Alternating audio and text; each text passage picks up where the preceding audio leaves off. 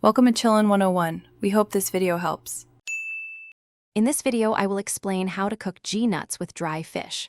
First, begin by soaking your dry fish in hot water for about 30 minutes to ensure it softens nicely.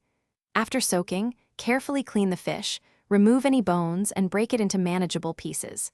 Next, roast 500 grams of raw groundnuts in a pan until they turn a beautiful golden brown, then grind them into a smooth powder. Finally, wash and chop your chosen vegetables, such as pumpkin leaves or spinach, setting them aside for later. Now, let's build that incredible flavor base. Start by boiling your assorted meats, such as beef or cow tripe, until they are tender, creating a flavorful stock.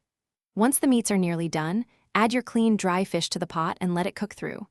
Next, stir in 2 tablespoons of ground crayfish, along with salt and dry pepper to taste. Cover the pot and allow this rich mixture to simmer for about 10 to 15 minutes, letting all the flavors meld beautifully. It's time for the star ingredient. Gently transfer your cooked meat and fish to a separate container, keeping the flavorful stock in the pot. Now, gradually add the ground groundnut powder to the simmering stock, stirring continuously to ensure there are no lumps.